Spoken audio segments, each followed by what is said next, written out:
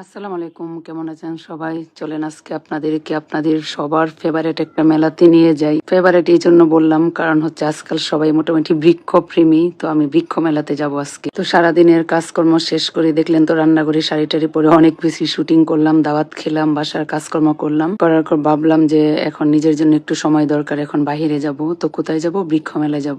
বৃক্ষ মেলা হচ্ছে আমার বাসার পাশেই হচ্ছে, আর আমরা যে এরিয়াতে থাকি এই এরিয়াতে থাকার একটা সুবিধা হলো এয়ারপোর্ট ছাড়া সবকিছু আপনার হাতের নাগালে, যেখানেই যাবেন এখান থেকে একদম ইজিতে চলে যেতে পারবেন, চাইলে পায়ে হেঁটেও চলে যাওয়া যায়। আর আমার ঘোরাঘুরি মানে তো হচ্ছে কাজকর্ম শেষ করে আমি আমার বান্ধবীকে কল দিই যে বান্ধবী তুমি যদি ফ্রি থাকো চলে আসো। আমার বান্ধবী যদি অনেক ব্যস্ত থাকে সংসারের কাজকর্ম করে, তারপরেও আমি বললে আর মানা করে না, ও চলে আসে।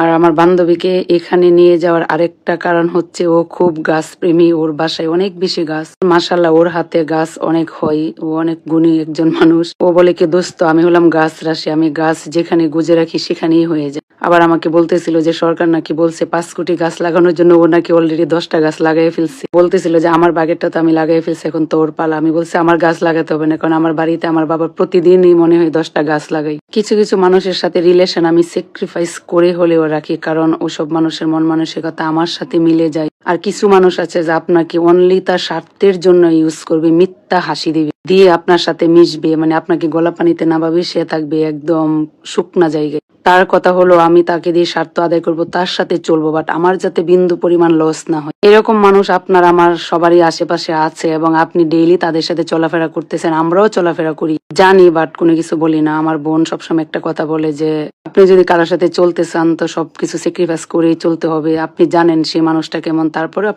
তার সাথে চলতে হবে। কেন চলতে হবে? আপনি সেটা দায়বদ্ধ না যে তার সাথে চলতে হবে। তো এটা হচ্ছে আপনি যদি তার মতো হয়ে যান তখন তো আর আপনারা তার ভিতরে পার্থক্য থাকলো না। এই জন্য আপনাকে সবকিছু স্যাক্রিফাইস করে মেনটেন করতে হবে রিলেশন, আর রিলেশন মানেই স্যাক্রিফাইস। সবাই তো আর একরকম হবে না, আর যার যার নিয়ত যেরকম আল্লাহ তাকে সেই রকমই থাকবে, সেরকমই ফল দিবে।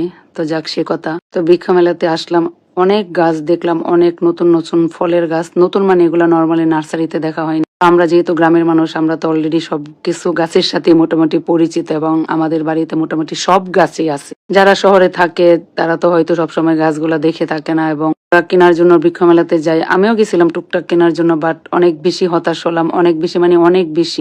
যেমন নর্মাল নার্সারিতে আমরা যে গাছটা কিনি 50 টাকা 100 টাকা দিয়ে, ওই গাছটা ওইখানে 300 400 500 টাকা পর্যন্ত দাম চাচ্ছিল।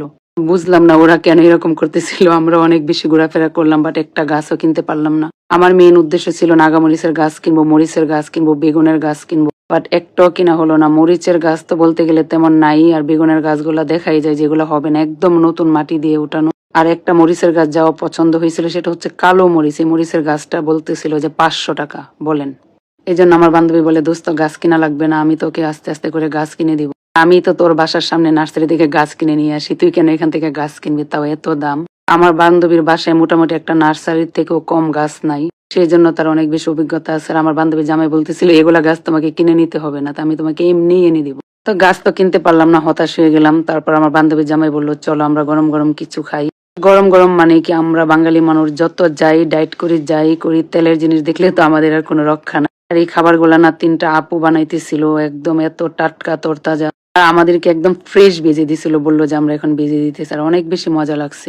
খানা দানা করে চলে আসতেছিলাম, হঠাৎ দেখলাম যে আমাদের দেশের মানে আমাদের জেলার নামে একটা নার্সারি। তো আমার বান্ধবী বলতেছিল এই দেখো তোমার এলাকার নার্সারি, চলো ওইখানে যাই। তো ওইখানে গেলাম, ভাবলাম যা এবার একটু গাছ টাছ কিনবো।